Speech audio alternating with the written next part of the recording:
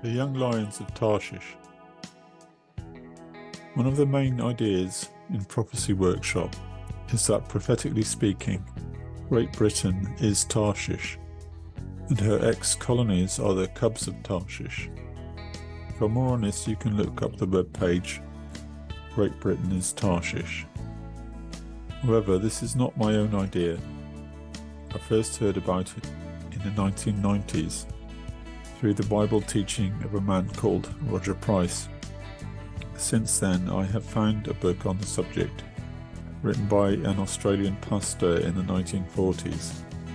Now I have found that the idea goes back at least to the 17th century. In other words, ever since English-speaking people have had access to a Bible that they can read, the idea of England or Great Britain being Tarshish has been prevalent. I want to look at some of the individual Tarshish nations, but first I would like to examine the history of the idea to show that it is not some new theory, but it is actually something that has been around for a long time. Prior to the publication of the Authorized Version, also known as the King James Version, in 1611, there were very few Bibles available to read in English.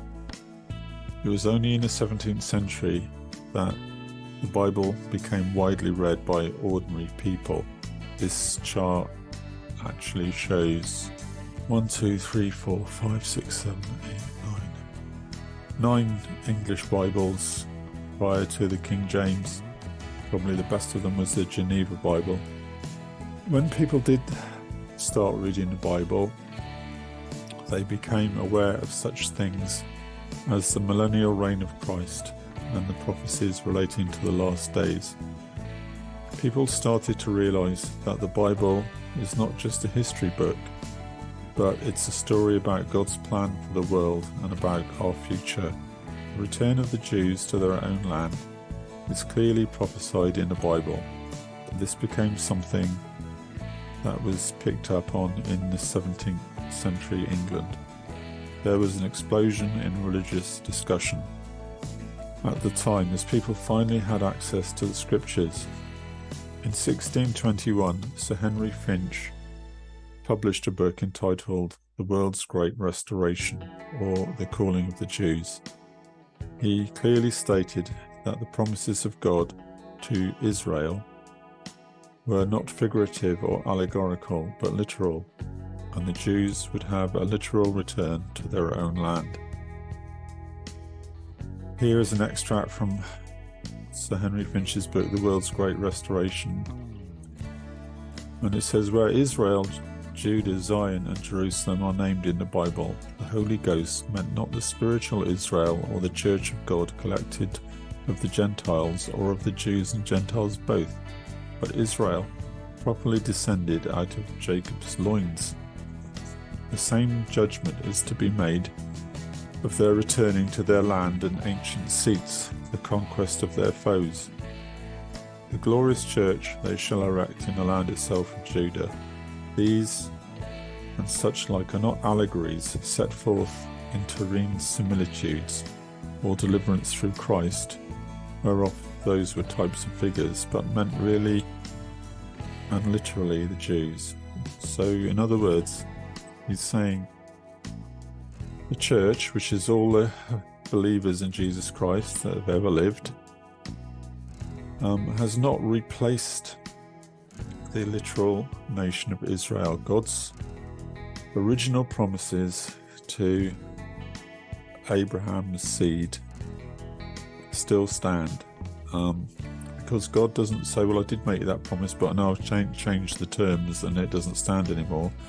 God's promises stand forever. So although people cannot be saved by being a Jew or being Jewish or simply by being descended from Abraham, God's promises to those people still stand. I know Jesus said that he could make sons of Abraham even from the stones. So And the arguments he had with the Pharisees were around the fact that they believed their salvation came from the fact that they were natural descendants of Abraham, which Jesus said, no, the real descendants of Abraham is through faith. So we understand that, but at the same time, God's promises to the Jews and the people of Israel do still stand. Many other books on prophetic matters were published, and in fact, the Dutch theologian Hugo Grotius, who lived between 1583 and 1645, stated that 80 books concerned with the millennium had been published in England by the middle of the 17th century. Many Puritans believed that the political and religious upheavals England was experiencing in the 17th century would open up the way for the kingdom of Christ. The Puritan preacher John Owen had a great influence on Oliver Cromwell and Parliament both before and after the execution of Charles I in 1649. He saw the massive changes brought about by Cromwell as part of God's work. He exhorted Parliament, the army, and all of England to persevere in their political and military programme until we, who were not a people at all, may be a people to the praise of the God of all, that you who rule over men may be just, that we who are under rule may sit under our vines and fig trees, labouring to carry on the kingdom of the Prince of Peace. So Owen was of Welsh descent, although born in England. He pleaded with Parliament for the religious needs of Wales and Ireland as well as England, and also accompanied Cromwell on his Scottish campaign. So this just helps to illustrate how the spread of the Bible had ignited religious debate throughout the British Isles. The idea of England and later Britain having a purpose in God's prophetic plan was firmly planted in the nation. Throughout the 18th century, the continual state of war with France and Spain led many Protestants to see Britain as the bulwark against the papist Antichrist. However, in the 19th century, the rise of Napoleon seemed to confirm Britain's position as the last bastion of freedom. George Stanley Faber, 1773 to 1854, was an Anglican theologian who wrote many theological works, many concerned with Bible prophecy. He pictured Napoleon as the Antichrist at the head of a revived Roman Empire. He also identified Britain's great maritime power as being the ships of Tarshish, referred to in Isaiah chapter 60 verse 9. In 1855, a Scottish preacher named John Cumming published 2 books on Bible prophecy. Cumming was a well-known figure in his day and was particularly known for his interest in eschatology, or the end times. In one of the books, entitled The End, he identifies the nations of the Great Gog Alliance in Ezekiel 38 and names Russia and Germany as being chief among them. He also identifies the leader of the resistance to this confederacy, the merchants of Tarshish, as England. So the idea of England or Great Britain as Tarshish was now established, and from this came the idea of the young lions of Ezekiel 38 being the colonies that sprang from Britain. And this idea continued on into the 20th century as the nations of the British Empire developed. In 1920, Reginald T. Naish published a book called The Midnight Hour and After, in which he specifically identified the colonies of Great Britain as the young lions of Ezekiel. The idea seems to become embedded somehow in national consciousness, as many cartoons and posters depicted British colonies as young lions. In the 20th century, the ties between Great Britain and the USA became strengthened following the alliances of the First and Second World Wars. An article by Lewis S. Bauman was published in the Sunday School Times in 1942, where he depicted Great Britain's former colonies of Australia, Canada, New Zealand and America as being the young cubs or young lions of Ezekiel. The idea of Britain as Tarshish and her colonies as the young lions of Tarshish is therefore not a new one. Each individual young lion nation has its own destiny and will continue into the millennial period. This is something that I want to examine in the next series of videos if God gives me the time to make them.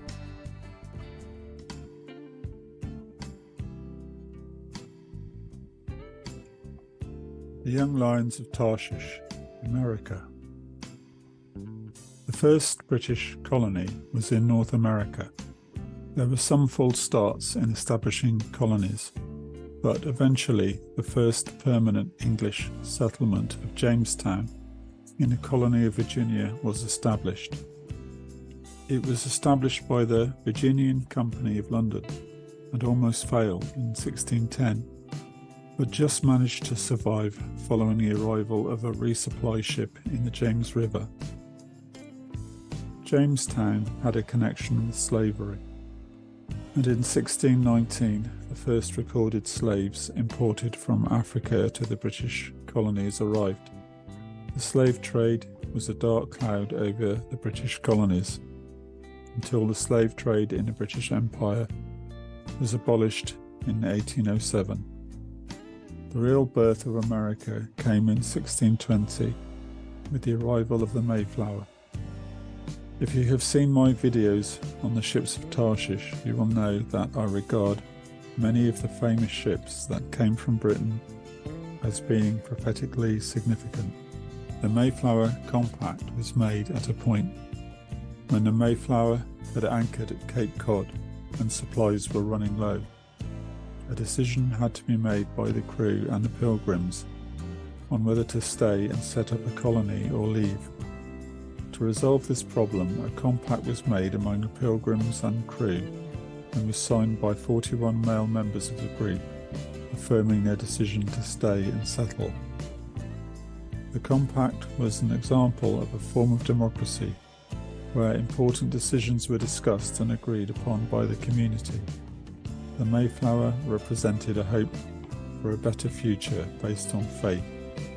It represented the union of the spiritual standing of freeborn people with their political standing as people with a democratic right.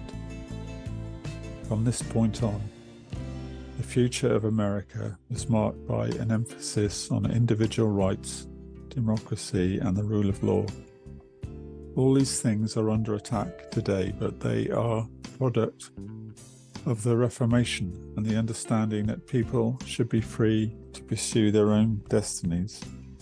The American colonies developed extremely quickly, and in just 100 years from the arrival of the Mayflower, Americans had their own culture and identity, which was distinct from that of Great Britain. In terms of the young lion analogy, the lion was no longer a cub and was starting to assert itself. All through American history, there have been times when Americans have gone away from God and times when they have come back. The Great Awakening of the 18th century occurred mainly in the 1730s. The colonies had forgotten their Puritan zeal, and this had almost been replaced by zeal for material wealth. The idea that each person needed a personal conversion to Jesus Christ was gradually being whittled away in the churches, whereas in the 17th century, the bestsellers in the colonies had been religious tracts, Puritan tracts. In the 18th century, the bestseller was Benjamin Franklin's The Way to Wealth. Amazingly, it was the preaching of a handful of inspired preachers that turned things around. Their names are still well known. Jonathan Edwards and George Whitefield were probably the most famous. Their message was one of the need for personal repentance and acceptance of Jesus Christ in order to be saved from hell and to receive eternal life. The colonies turned back to their founding belief in personal salvation. Despite resistance from the established institutions of the day.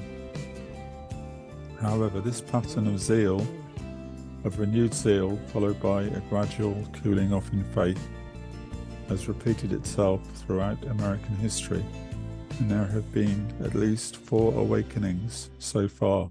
In 1776, the Declaration of Independence marked the break of the 13 colonies with Great Britain. This was the first of the young lions to achieve independence from its parents, and in some ways it was different from the other colonies that later broke away from Britain. Unlike in the cases of the other colonies, the breakaway required an actual war in order to happen. This was a clash on 2 levels. On one level, it was a political clash about who ruled America. On another level, it was a spiritual clash, pitting freedom of religious belief against institutional religion. America had to go its own way. It could not fulfill its destiny as a colony, in the same way that the time comes for a child to grow up and leave home. The time came for America to be independent. After the War of Independence was over, it was recognized in Britain that the relationship with all its colonies was changed forever. Lord Mahon, the 3rd Earl Stanhope, was a politician who was active at the time of the Battle of Saratoga, the decisive battle of the American Revolution. His comment on it was, "It not merely changed the relation of England and the feelings of Europe towards these insurgent colonies, but it has modified for all time to come the connection between every colony and every parent state." In other words, American independence meant that for every colony, there was now the prospect of a free future. As time passed, there grew a general recognition of the American character that we now call sturdy independence. In 1851, Sir Edward Creasy published a book called The 15 Decisive Battles of the World. He included the Battle of Saratoga as one of the history-changing battles. Commentating on the American character, he said, "And when we examine the character of this population, no one can look on the fearless energy, the sturdy determination, the aptitude for local self-government, the versatile alacrity, and the unresting spirit of enterprise which characterizes the Anglo-Americans without feeling that he here beholds the true moral elements of progressive might." This may sound antiquated to us today, but actually the spirit of the Reformation is clear in this passage. There was a dawning recognition that man was no longer a subject of political or religious authorities. He was free to choose his path and determine his own future. This was America's gift to the world despite its terrible struggles with slavery. The other young lion nations always had the example of America in mind when seeking their own freedom as nations.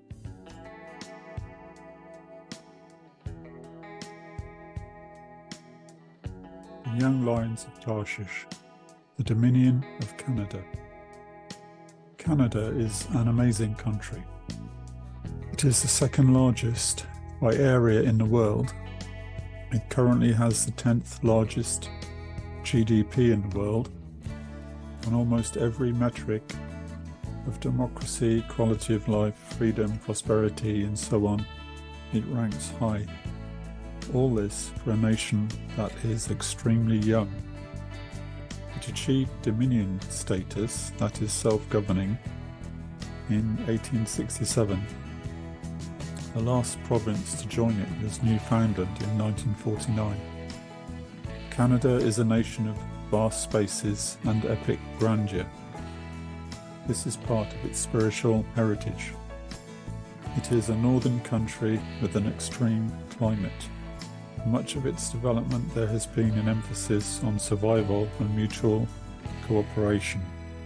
It has more emphasis on social and communal cohesion than the USA, and less on individualism. Unlike the United States, it achieved its independence peacefully and has generally resolved problems in a constitutional rather than violent manner. To understand this video, you will need to understand what the young lions of Tarshish are. This is explained in the first video of this series entitled The Young Lions of Tarshish. Canada was inhabited mostly by indigenous people until the 15th century, when European settlers arrived. French and British expeditions explored, colonized, and fought for territory. The colony of New France was claimed in 1534 by France. French and British settlements grew over the next 200 years. But after the French defeat in the 7 Years' War in 1763, all of Canada was essentially ceded to British rule. Our main concern here is Canada's status as a young lion nation. After the American War of Independence, the 1783 Treaty of Paris recognized the independence of the newly formed United States and set the terms of peace, ceding British North American territories south of the Great Lakes and east of the Mississippi River to the United States. Many loyalists to the Crown emigrated from the USA to Canada and increased its English-speaking population. Canada was divided into mainly French-speaking Lower Canada and mainly English-speaking Upper Canada, each with their own legislatures. In 1840, the Act of Union abolished these legislatures and established the province of Canada as a new political entity. Canada then expanded westwards, and in 1867, the Constitution Act defined Canada as a federal dominion with its own constitutional structure. Canada developed along constitutional lines and never completely severed its link with Britain. In both World Wars, Canada immediately supported Britain in its fight. Christianity of different denominations was brought to Canada by the Europeans. The French brought Catholicism, but also many Protestant Huguenots emigrated to Canada with their own Protestant Christianity. Upper Canada, what we know as Ontario, was heavily evangelized by Baptists, Methodists, Presbyterians, and Evangelical Anglicans. There were also many other nonconformist groups, such as the Brethren. It is estimated that by the end of the 19th century, 70% of people in Ontario were evangelical Christians, or at least attended evangelical churches. Canada in the early 20th century was probably the most evangelized of all the Tarshish nations. It became known for stability, law and order, and quality of life. All these things are under attack today. As a Tarshish nation, Canada's relations with Israel have generally been good. When Stephen Harper was Prime Minister from 2006 to 2015, the relationship strengthened considerably. The current incumbent, Justin Trudeau, has not been such a strong supporter of Israel. Like all nations, Canada is in a spiritual battle. The Christian evangelical roots that made it a great country are being eroded. Some of the great Canadian qualities of mutual cooperation and communal spirit have somehow been morphed into government control and restrictions on personal freedom. This is a process which is happening everywhere. However, Canada belongs to the Lord. When John Cabot explored and claimed Canada's Atlantic coast in the name of Henry VII of England in 1497, the first thing he did was plant a cross. In the conferences and negotiations that brought about the Confederation of Canada, the Fathers of Confederation wanted to call the new country the Kingdom of Canada. However, the British government feared that this imperial sounding name would offend the Americans. New Brunswick's Solana Tilley suggested Dominion of Canada. Tilley was inspired by the passage in the Bible from Psalm 72 verse 8, referring to God's dominion. He shall have dominion also from sea to sea, and from the river unto the ends of the earth.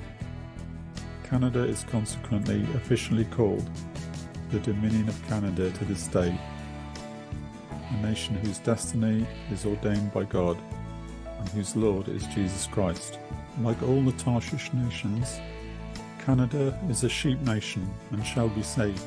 You can see the link for a prophecy regarding Canada that I'll put on the screen. The Young Lions of Tarshish, Australia. Like all the young lion nations, Australia is a country where people want to live. It is one of the most desired countries to emigrate to, and like Canada, scores highly on all metrics for quality of life, freedom, prosperity, and so on. It is unique in the world in that it is the only country in the world that covers an entire continent. In fact, everything about Australia is different. It is the oldest, driest and flattest continent. The flora and fauna are unique, and it has incredibly diverse terrain from tropical jungles to snowy mountaintops. Its story as a young lion nation started with the arrival of James Cook in the Endeavour in 1770. He charted the east coast of Australia and claimed it for Britain, calling the new territory New South Wales. Britain lost its colonies in North America in 1783, and in response to this, the British government decided to send a fleet of ships to New South Wales to establish a penal colony. This fleet is known as the First Fleet. On the 13th of May 1787, the fleet, under the command of Captain Arthur Phillips, with over 1,400 people, convicts, marines, sailors, civil officers and free settlers, left from Portsmouth, England, and took a journey of over 15,000 miles and over 250 days to eventually arrive in Botany Bay, New South Wales, where a penal colony would become the first British settlement in Australia. Aboard this first fleet was the Reverend Richard Johnson. He had been recommended as chaplain for the prison colony of New South Wales by the Society for the Propagation of the Gospel, an Anglican missionary organisation that still exists today. Johnson was known for his enthusiasm for preaching the gospel. John Newton, an Anglican cleric and the writer of Amazing Grace, and William Wilberforce, the famous abolitionist and evangelical Anglican, both persuaded the Prime Minister William Pitt to accept Richard Johnson's nomination. Johnson was an evangelical and brought with him over 4,000 pieces of literature, including Bibles, prayer books and hymn books. On a Sunday, the 3rd of February 1788, Johnson conducted the first Christian service on Australian soil. The text he preached on was Psalm 116, verses 12 to 13. What shall I render unto the Lord for all his benefits towards me? I will take the cup of salvation and call upon the name of the Lord. Part of Johnson's responsibility as chaplain was education, and to set up a school that provided universal education to all the children in the colony. The Australian church school movement was supported financially by various Christian societies in Britain and also by missionaries who came out to teach. Consequently, the Australian education system is rooted in the Christian church rather than in government legislation. From this promising start, the colony of Australia grew and grew fast. In 100 years, it had grown into a fully developed nation in its own right. Settlers came to it mainly from Europe and brought their various faiths with them. Different denominations became established all over the colony. On January the 1st, 1901, 6 colonies that made up Australia were joined together to create the Commonwealth of Australia, a self-governing dominion in the British Empire.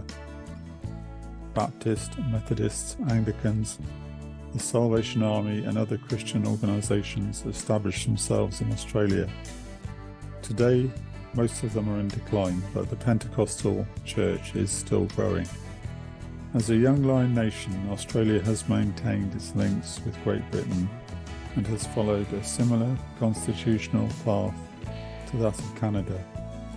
In both World Wars, Australia immediately entered the conflict on the side of Britain, and its troops were known for their tenacity and courage. Also, Australia has had an interesting relationship with Israel. Australia and Israel share a close relationship with significant people-to-people links and broad commercial engagement. Australia established diplomatic relations with Israel in 1949. The Australian Embassy in Tel Aviv and the Israeli Embassy in Canberra were both opened in that year. Australian troops played a pivotal role in expelling the Ottoman Empire from Palestine in 1917. The charge of the Australian Light Horse at Beersheba in 1917 overran the Turkish trenches and secured victory for the British Empire's Egyptian Expeditionary Force. The Battle of Beersheba was a coming-of-age event for the nation of Australia and marked its entry onto the world stage. It also marked the genesis of Australia's special relationship with Israel. Many evangelicals at the time saw the Australian Light Horsemen as fulfilling biblical prophecy. Without Beersheba, the British and her allies could not have liberated the Holy Land. Israel could not be reborn, Jerusalem could not be liberated, and prophecy could not be fulfilled. Australia is a nation founded and established by God and built upon the rock of Jesus Christ. It has problems just as any other nation, but its future is assured. Australia is often referred to as the lucky country because of its immense natural resources and lifestyle. However, I prefer to think of that first sermon preached by the Reverend Richard Johnson on God's benefits as being prophetic. Australia has been blessed with God's benefits, spiritual and natural. It's a country founded by common people, by outcasts and ordinary people seeking a better life. Out of that mix, a unique culture has been created which is friendly, easygoing and hard-working. The young lion nations are sheep nations rather than goat nations. Matthew chapter 25 verses 31 to 46. And therefore they have an eternal future. Australia is literally known for its sheep. It is the world's largest sheep exporter. Prophetically, there is something about Australian culture that appeals to people all over the world. It is a nation that has a prophetic mandate to reach out to people everywhere with the gospel. The Young Lions of Tarshish, New Zealand. New Zealand can truly be referred to as the ends of the earth. The Wikipedia article on New Zealand says the following: the islands of New Zealand were the last large habitable land to be settled by humans. Between about 1280 and 1350, Polynesians began to settle in the islands and then developed a distinctive Maori culture. In 1642, the Dutch explorer Abel Tasman became the first European to sight and record New Zealand. Our interest in New Zealand as a young lion nation begins in 1769 when British explorer James Cook mapped almost the entire coastline. New Zealand became known to the world, and gradually missionary activity started. In the early 19th century, a Maori chief named Chief Ruatara met an Anglican priest named the Reverend Samuel Marsden in Sydney, Australia. Ruatara was impressed with the way Marsden was preaching from the Bible, and so he invited him to come to his tribe in Oihi Bay, Rangihua, New Zealand. On Christmas Day 1814, Marsden preached the first Christian sermon on New Zealand soil. He preached on Luke chapter 2, verse 10. And the angel said unto them, Fear not, for behold, I bring you good tidings of great joy, which shall be to all the people. The Maoris didn't understand the sermon, but they asked Ruatara for the meaning. He replied that in its time its fruit would come. Marsden stayed for a few months and then returned to Sydney. Ruatara died a few days after he left. However, the seed of the gospel had been planted. It took a while to grow in Maori culture because of the language barrier. For the gospel to spread, the Maoris needed the Bible in their own language. An Anglican missionary named Thomas Kendall began working on the Maori language.